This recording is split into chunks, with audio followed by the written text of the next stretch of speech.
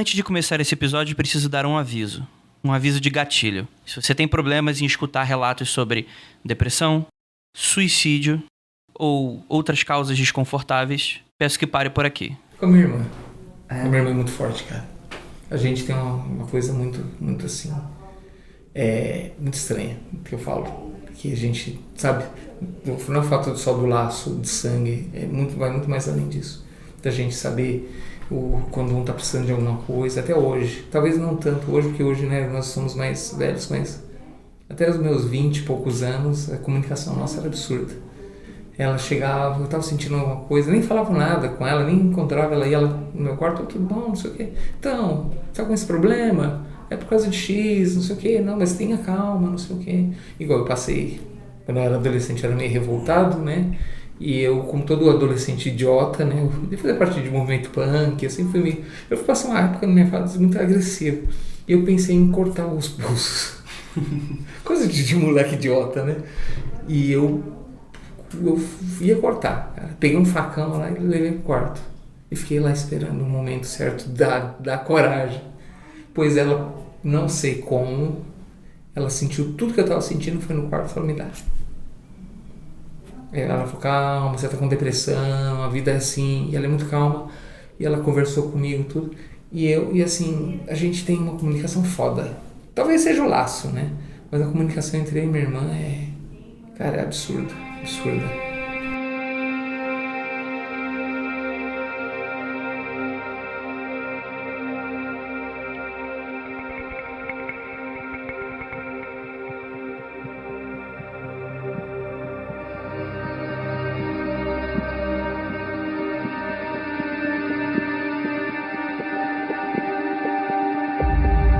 Se esse é seu primeiro episódio do Criptologia, peço para que pare agora. Sei que grande parte da importância de um programa como esse é a presença de sua audiência, mas esse não é um podcast comum. Peço que vá até o primeiro episódio e escute tudo até esse momento. Será importante. Após mais de 5 programas tentando desvendar o mistério dessa temporada, chegamos ao ponto derradeiro das histórias. Traçamos paralelos, comparamos relatos interessantes e nos tornamos mais próximos dessas pessoas especiais. Mas agora, precisamos nos aprofundar ainda mais nessas histórias. Para, pelo menos, tentar começar a entender o que de fato é ser um sensitivo.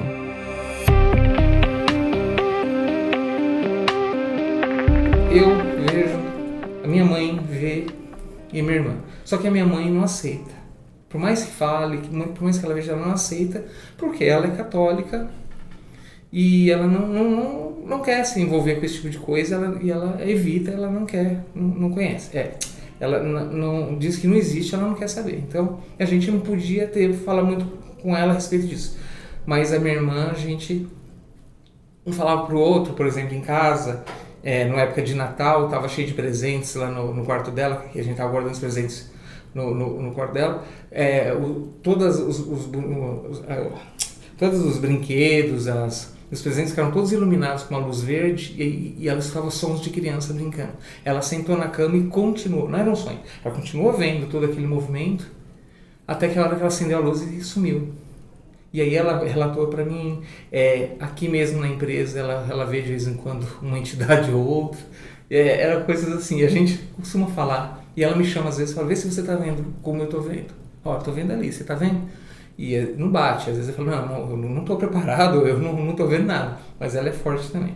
E nessa ocasião, né, nessa vez que eu tava passando mal, ela foi na federação, no Bezerra de Menezes. Ela foi no centro Bezerra de Menezes, que ela tava passando por os problemas dela também. E ela foi receber uma ajuda, né? Que eles dão ajuda para as pessoas, e chamaram ela para dar uma psicografia para ela. E deram uma psicografia falando para ela sobre o problema dela, né? Como resolver, e aí fizeram uma psicografia para mim. Eles falaram, olha, agora eles estão psicografando para o seu irmão. Só que um detalhe, ela nunca disse que tinha um irmão. Ela não tinha pessoas que ela conhecia. Ela só chegou lá e eles falaram, vou te dar. E nessa psicografia eram duas folhas, estavam falando as coisas que eu estava passando e que era por causa do meu destino, que eu estava fugindo do destino que eu tinha prometido em algum momento, não sei dizer qual momento, que eu estava fugindo da minha obrigação. E eu tinha prometido que ia fazer certas coisas e eu não fiz. Foi basicamente o que na Umbanda te falaram. Exatamente. Que eu precisava ajudar as pessoas. Na Umbanda falava que você precisa ajudar, porque você pode curar as pessoas. E eu fugi disso, eu não quis saber. E aí, quando eu comecei a ter essas perturbações, lá na Bezerra de Menezes falou isso pra mim. Mandaram psicografia. Eu devo estar até em casa. Eu vou procurar. E eles falaram pra mim, olha, você precisa evoluir. Você tá fugindo do seu destino. E eu tô fugindo até hoje. Mas aí era engraçado que, assim, engraçado. E eu fiquei surpreso na época que ela me trouxe isso. E o mais engraçado, depois que ela trouxe essa psicografia pra mim, deu uma relaxada. Por um bom tempo eu fiquei sem as entidades ficarem me perturbando, se eram entidades ou se não era coisa da minha cabeça também. Que eu posso ser um maluco e não sei, né? Como é que esse seu sentimento sendo colocado para você dessa forma, de que seria uma obrigação? Como é que você se sente com relação a isso? Cara, eu não sei, porque para você fazer alguma coisa, você tem que estar sentindo bem fazendo aquilo. A partir do momento, por exemplo, você joga videogame. Então você está jogando videogame, é a sua distração, eu acho legal. A partir do momento que alguém chega e fala assim, olha, você tem que jogar videogame, parece que a coisa perde um pouco a graça. E muita coisa da minha vida é assim, eu começo a fugir de obrigações. Não fugir, é que eu tive uma coisa chamada síndrome de Peter Pan, que era isso na adolescência. Eu fugia das obrigações, das responsabilidades. Toda vez que alguém me impunha alguma coisa de responsabilidade, eu me sentia mal, passava mal, e a coisa diminuiu. Mas eu acho assim, cara, é engraçado dizer, eu tenho 45 anos e eu não me sinto preparado para trabalhar com nada desse tipo de coisa. Por exemplo, eu moro num prédio. Nesse prédio, a garagem é um portão só para quem entra e para quem sai. Aí um dia a gente estava, eu, minha esposa e minha filha, a gente estava voltando numa festa e eu embiquei o carro para entrar na garagem e eu vi uma mulher de vestido longo, cabelo assim com coque assim amarrado para cima, roupa de festa. Quando eu embiquei, que eu vi, ela veio até o portão assim, o portão tem umas grades na diagonal. E eu falei assim, o pessoal tá saindo, né? Mas eu não reconheci a mulher, porque só vi o corpo e o rosto não dá para ver direito, sabe? E aí eu falei, o pessoal tá saindo pra festa. Aí eu dei a ré pra que eles saíssem com o carro. E a mulher ficou olhando pra minha cara do lado de dentro do portão. Aí eu falei, você não quer sair? Eu tenho que entrar, já são meia-noite. E eu apertei o controle do portão e o portão subiu. Conforme o portão subiu, essas grades que elas são na diagonal, elas se fecham, então você não vê a parte de trás. Conforme elas foram subindo e fechando, a mulher foi sumindo.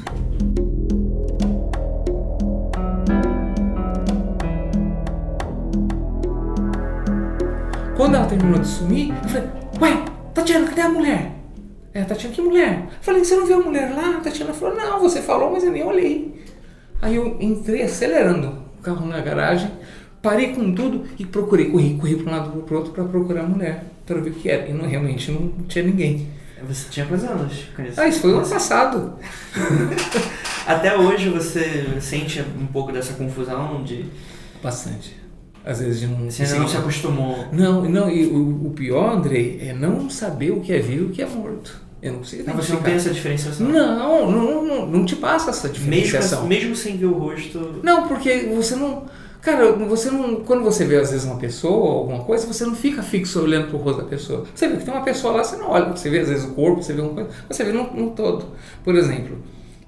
a Laila vai fazer 4 agora. Quando ela tinha 1 ano de idade, a gente estava indo no prédio, parei na garagem, pedi pro meu cunhado me ajudar a carregar os presentes para dentro de casa. E conforme eu estava descendo as escadas, tem um jardinzinho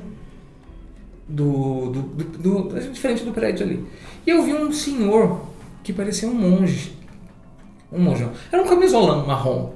E ele tava procurando alguma coisa no chão. E eu passei, por isso que eu falei que não dá pra identificar, mas alguma coisa me incomodou. E eu desci, eu falei, pô, é 1h da manhã, o que esse cara tá procurando? Aí eu falei assim, Daniel, que é o meu cunhado, Daniel, faz uma coisa pra mim, olha pra trás e vê quem é esse senhor. Aí ele olhou e falou assim, que senhor? Aí eu falei, você tá de brincadeira, Daniel, tem um homem. Eu virei e não tinha mais ninguém. Mas não é o fato de você, como o pessoal fala, que a visão periférica que ela te confunde, que você vê as coisas que realmente não existem. Não, eu olhei para ele, não vivi pela visão periférica. Eu estava descendo com os presentes, eu olhei para ele, quase que eu falei boa noite, alguma coisa, e eu olhei e falei assim, o que será que esse cara tá fazendo? Aí eu dei mais uns 3, 4 passos e falei, eu não tive coragem de olhar. Aí eu só falei, Daniel, olha para trás. Ele olhou, não tem ninguém.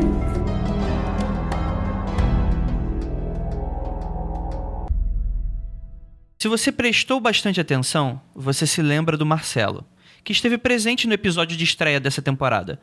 Deve então se lembrar que, no final da parte 2 do primeiro programa, eu deixo uma pequena ponta solta. Lá, ouvimos a primeira vez o nome de Michelle, e admito que fui um pouco insensível em dar essa resposta apenas depois de tantos episódios. Mas valerá a pena. Vamos retroceder um pouco, naquele mesmo episódio, para então recomeçarmos a partir daí.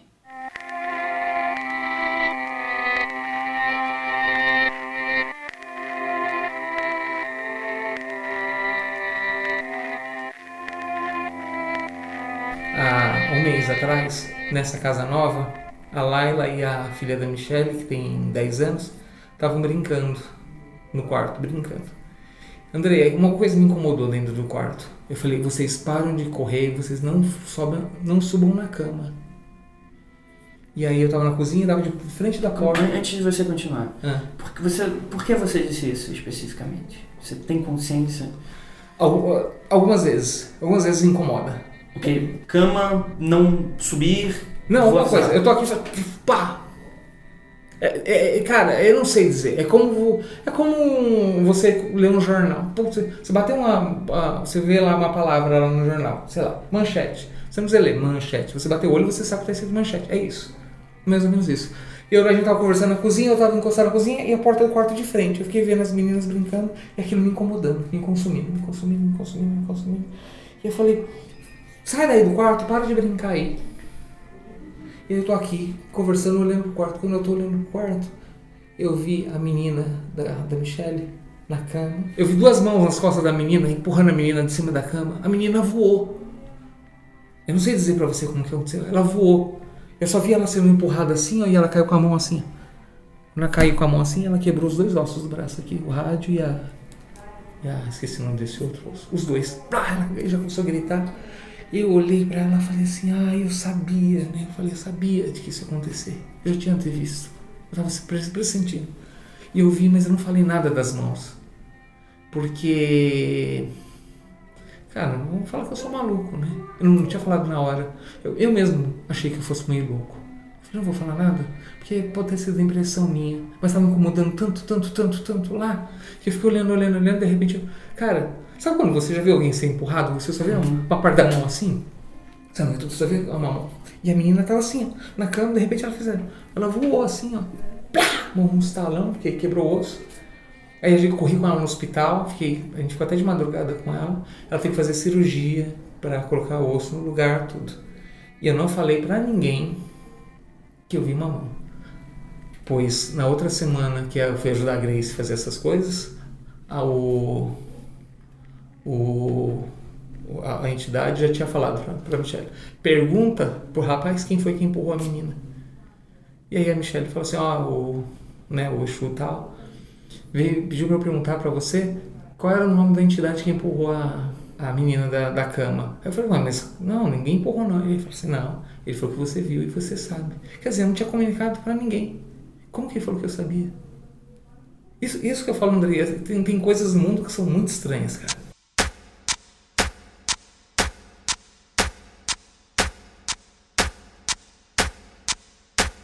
Eu tenho uma amiga chamada Michelle. Essa Michelle, ela tem uma prima que é mãe de santo, a Grace. É uma das pessoas mais bondosas que eu conheço. Ela é nova, deve ter uns 30 e poucos anos, mas ela é muito, muito forte, muito forte. E ela é de Umbanda. E assim, André, por mais que as coisas aconteçam na minha volta, eu sempre fico com uma dúvida. Tudo. mesmo que eu veja as coisas, em certos momentos eu me questiono se isso realmente é real ou se é ilusão da minha mente. E quando eu vou nesses lugares também eu olho para as pessoas e falo, meu, será que as pessoas não estão sendo influenciadas de alguma forma? Será que isso existe mesmo? Será que isso não está na cabeça delas? Mas essa menina, por mais que eu desconfio, quando eu estou perto dela, eu sinto uma energia absurda com ela. E assim, essa Grace, ela tem, como ela mexe com banda, ela mexe com Exu. Que diferente do que o pessoal acredita, né, que as pessoas falam, o Exu, que acha que são coisas ruins. Não são coisas ruins. Como diz a entidade, ela está atrás da luz dela. Então, cada vez que ela faz o bem, aumenta um pouco da luz. Que parece que todas as entidades procuram isso, né? Procuram a iluminação. E ela é uma dessas que falou sobre eu poder ajudar as pessoas. A gente está fazendo um trabalho de vez em quando ela precisa, quando tem alguém que está muito mal, ela vem atrás de mim e faz isso. O que ela faz? Eu sento junto com a entidade. A entidade pega na minha mão, como se ela estivesse me canalizando, sabe? Me passando energia. E eu vou para lugares, é como se fosse uma hipnose, vamos falar assim. E eu vou para lugares que o Exu não pode entrar. Porque ele falou que tem regras, existem regras que ele não pode quebrar. Eu acho até interessante isso, que eles, por mais que sejam entidades, sejam essas coisas, ou as ruins também, eles têm lugares que eles não podem ir. Então eles têm como se fosse uma regra. Eles podem fazer X, eles não podem fazer Y. E aí ele fala que onde ele não pode entrar, ele me direciona. Por exemplo, eu descobri, outro dia, sem conhecer o rapaz, eu descobri que o rapaz estava com um problema cardíaco.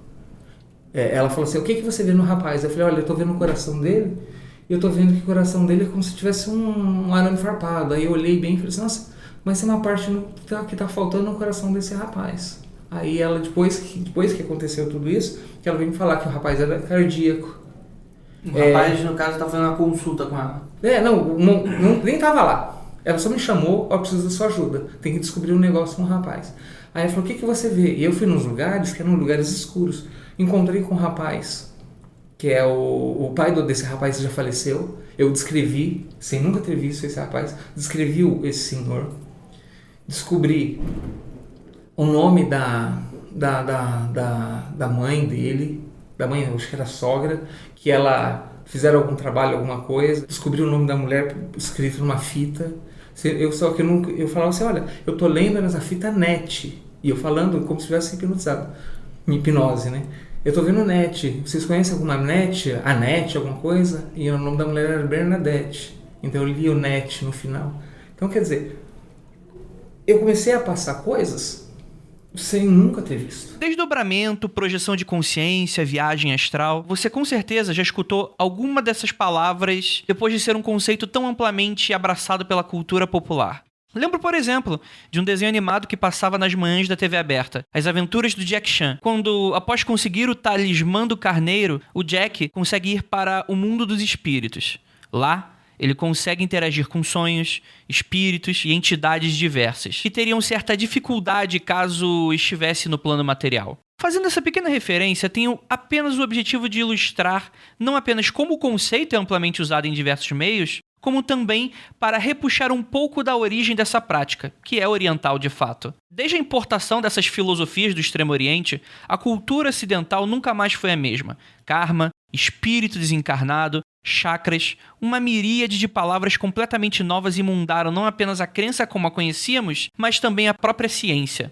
Hippolyte Léon Denisard Rivail, esse nome que provavelmente eu errei completamente a pronúncia, é conhecido popularmente como Allan Kardec. Ele era bem cético a primeiro momento e acaba fundando, ou descobrindo, a doutrina espírita, após experiências com a moda das mesas girantes na França do século XIX. E, galera, isso era realmente moda. Era muito comum anúncios de jornais e discussões, debates entre ciência e religião, católicos que não gostavam da prática, cientistas que também não gostavam da prática, mas, de certa forma, ali o estreitamento entre a fé e a ciência fez com que se tornassem bem próximas. É claro que se formos cavar bem fundo quanto a práticas religiosas até mais antigas, vamos encontrar diversos relatos, inclusive da antiguidade, sobre conceitos muito semelhantes. Por exemplo, Conhecida como bilocação para os católicos, é o tipo de milagre que muitas vezes é dado para a canonização de santos, por exemplo. Ainda vivo, um dos maiores bilocadores, se podemos colocar dessa forma, foi o Padre Pio, que conseguia, segundo relatos de sua época, estar em 2 lugares ao mesmo tempo. Muito comumente enquanto dormia, ele era visto a quilômetros de distância, conversando e interagindo com outras pessoas. Parece algo bem similar, né?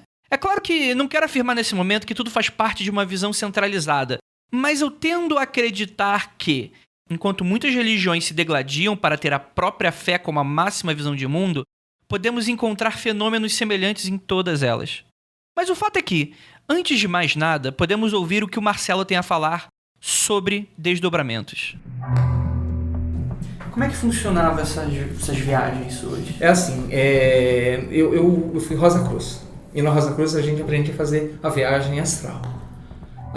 E o processo é o mesmo.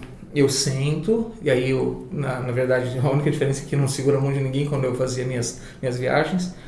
Eu segurava na mão da pessoa que está incorporada com a entidade, né, o Exu, e eu faço aquele mesmo caminho. Eu faço relaxamento e eu vou para aquele que a gente chama de lugar de paz. E através desse lugar de paz eu começo a abrir os portais. Normalmente os portais não são os lugares muito bonitos de se ver. São sempre lugares muito escuros. Cara, é bem meio filme de terror. É tudo preto, de vez em quando passa alguma coisa deformada na sua frente. E eu vou me afundando, até chegar em determinados lugares. Normalmente os lugares são sempre assim, obscuros, como se fossem caminhos assim, em meio de florestas, coisas assim. Parece, talvez seja coisa da minha cabeça, mas é bem coisa de filme de terror. E aí eu vou encontrando os lugares.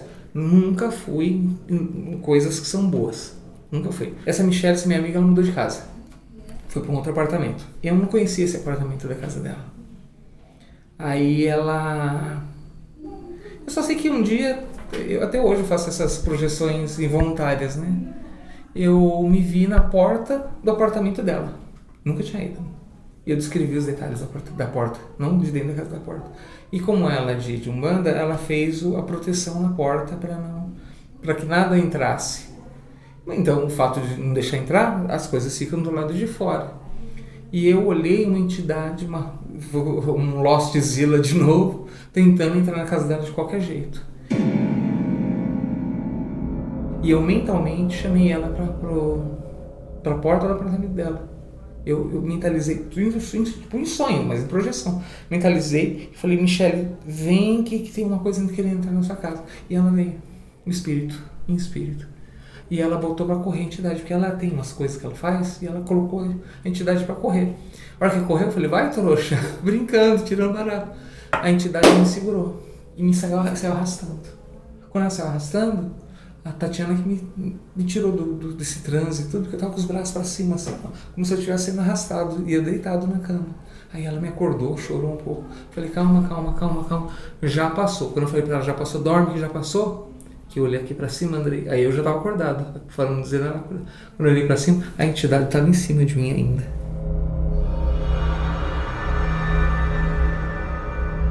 Dentro do meu quarto. E ali eu estava totalmente acordado.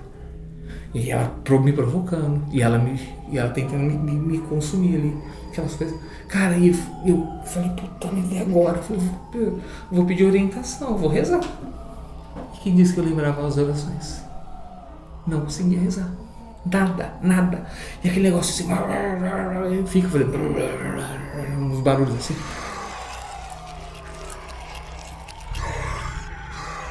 Sabe? Parece uma máquina de lavar. E aquela coisa em cima, assim. E eu totalmente acordado, porque eu tava Tatiana, fica calmo, e o negócio em cima de mim. Aí ela dormiu, e eu tentando rezar, até a hora que cansaço vence, aí eu dormi. Aí eu acordei de manhã, e eu ainda falei pra Tatiana, antes ela dormir, eu falei assim, se você ver alguma coisa, relaxa, mas a entidade tá aqui, falei pra ela. Aí ela dormiu. Aí eu forcei, eu tentando rezar, e eu lembrava um pedaço da Ave Maria, lembrava um pedaço de oração, sabe, picado assim. Aí quando eu comecei a lembrar, eu dormi. Aí quando eu dormi, acordei no outro dia, acordei meio zoado assim, e aí de novo, 2 semanas, todas as noites com pesadelo. E a entidade em cima me perturbando. 2 semanas foda, cara. Aí eu falei com a Grace, mandei mensagem pra Grace, e de longe a Grace tirou a entidade. Grace ou Michelle? Não, a Michelle a Grace é a mais forte, a Michelle é minha amiga. Aí eu falo pra Michelle, a Michelle fala ou eu falo pra Grace. Elas são irmãs? Não, são primas. Primas. E aí eu falei, Tatiana, manda mensagem pra Grace, fala que o bicho tá pegando. E aí ela falou com a Grace, e a Grace de longe foi lá, tirou a entidade e falou pra mim, ó, a entidade tava lá, tava te perturbando, eu tirei ela e acabou. Foi a Michelle que foi até a porta ou foi a Grace? Foi a Michelle, que era a casa da Michelle. Eu chamei a Michelle porque tava na casa dela, tô tentando entrar na sua casa. Entendi. E a Michelle não é tão poderosa quanto a Grace, mas ela tem uns mentores muito fortes. Entendi. Então eles ajudam muito. Ela trabalha uma linha boa, muito boa. Então boa, né? É estranho falar boa, né? Não, é difícil diferenciar, mas ela trabalha com a linha de preto velho, essas coisas, que mesmo os pretos velhos, o kardecismo trabalha com eles também. Né? Eles trabalham com essas entidades, são entidades boas. Então, ela tem um auxílio muito grande dessas coisas. Então, por isso que eu chamei. Falei, Michelle, essa noite aconteceu X na sua casa. Fala com a Grace. E aí, só que eu não tinha falado nada, e aí comecei a ter aquela puta perturbação, plá, toda noite. Aí depois eu mandei de novo. Falei, Tati, manda mensagem pra Grace lá, fala aqui. Porque a Michelle tinha falado pra Grace da entidade. Elas ficam falando o tempo todo. Quando eu falo alguma coisa pra Michelle, a Michelle passa pra Grace. Aí conversei, aí a Grace, não, pode deixar, eu vou dar uma olhada. E a Grace, olha, realmente tinha um negócio lá. E você provocou, ela ficou invocada com você, mas eu já consegui conversar e tirar ela de lá. Caramba, que impressionante. Não, era muito estranho. A gente não quer acreditar. Eu também não quero acreditar. E aí aconteceu. Depois dessa vez, houveram outras vezes que eu saía sem me proteger. Começou muito. E eu sempre trazia alguma coisa comigo. Sempre vinha alguma entidade comigo. De ficar me perturbando. Mas aí eu já comecei a lidar melhor. Existia é engraçado, antes de eu casar, quando eu era solteiro, eu dormia num quarto, e foi lá que eu comecei a trabalhar melhor com essas entidades que eu trazia. Eu fiquei umas 2 ou 3 semanas com a mesma experiência. Eu deitava na cama, e eu até gostava da experiência, eu só não gostava do final da experiência, que assim, eu deitava na cama e aí eu fazia as minhas meditações, minhas mentalizações, e aí eu saía, eu grudava no colchão, era legal até, porque eu segurava no colchão e por todos os lados que eu olhava era um breu danado, eu não via nada, eu só via, era eu, o colchão e não tinha nada em volta. Eu estava num vazio pleno. Esse era o desdobramento? Era o desdobramento, era um vazio, cara, era um lugar maravilhoso, assim, uma coisa que não existia nada que me incomodasse, que interferisse em pensamentos. Não existiam pensamentos, não existia gente, não existia nada. Você sentia a sua mão segurando? Segurando o colchão. Eu sabia que eu estava deitado.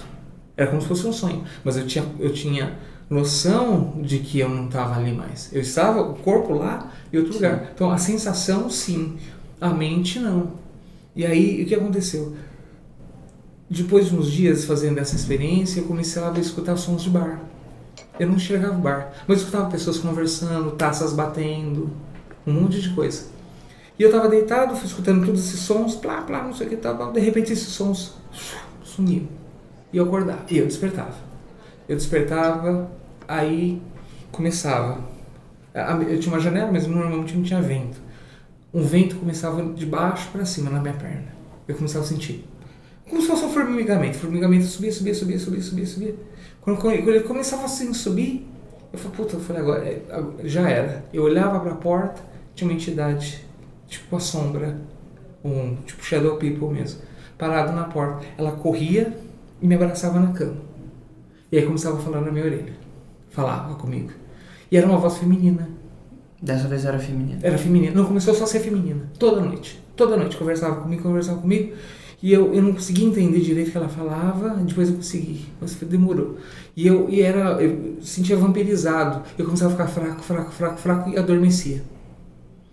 Todas as noites, durante umas 2 ou 3 semanas. Até uma hora que ele disse assim, pode parar.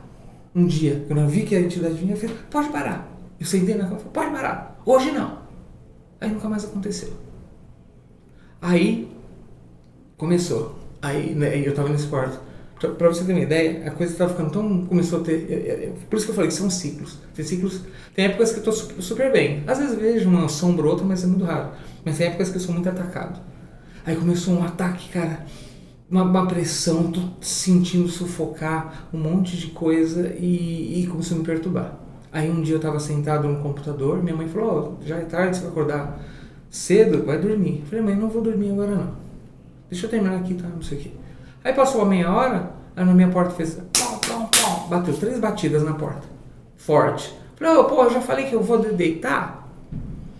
Aí ninguém falou nada. Eu falei, putz, quer saber, eu vou deitar. Aí deitei de manhã, eu falei, mãe, eu falei que eu já ia deitar, só foi lá bater na minha porta, porque, né, falei, tá, minha privacidade. Minha mãe falou, não bati em lugar nenhum. Eu falei, como não? Aí minha mãe começou a chorar. Minha mãe falou que uma noite anterior, ela escutou um barulho estranho no quarto, como se fosse o barulho de um animal. E ela foi abrir a porta, quando ela virou a maçaneta para entrar no quarto, alguma coisa empurrou a porta de volta e segurou a maçaneta. Enquanto você estava dormindo? Enquanto eu estava dormindo. Então minha mãe falou que assustou muito. E a minha mãe chorou, que minha mãe, como eu te falei, minha mãe não gosta dessas coisas. E aí ela segurou a maçaneta e não deixou minha mãe entrar. Aí minha mãe voltou pro quarto e rezou. Ela falou que rezou o resto da noite. E eu não tenho nada disso. E aí, né, começou uma perseguição tão grande na minha casa por causa eu passei de novo a não dormir, acordar 3 e pouco da manhã. Muito disso, até que eu resolvi mudar de quarto. Troquei de quarto da casa, larguei esse quarto e fui dormir no outro quarto.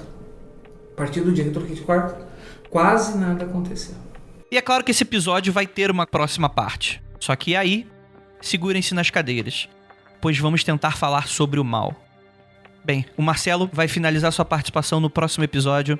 Fiquem ligados, porque teremos participações ainda mais assombrosas e que vocês não perdem por esperar.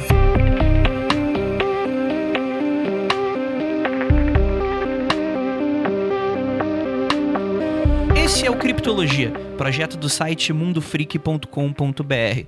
Se você gostou, compartilhe com os amigos, indique. E também, esse projeto só é possível graças aos apoiadores. Pessoas que estão desde sempre com a gente, apoiando a gente financeiramente com uma pequena mensalidade. É como uma doação, custa menos que um cafezinho por mês. Se você gostou, avalie. Esse tipo de projeto só é possível graças a esse tipo de apoio. Ficaremos por aqui, até a próxima semana. Nos vemos em breve.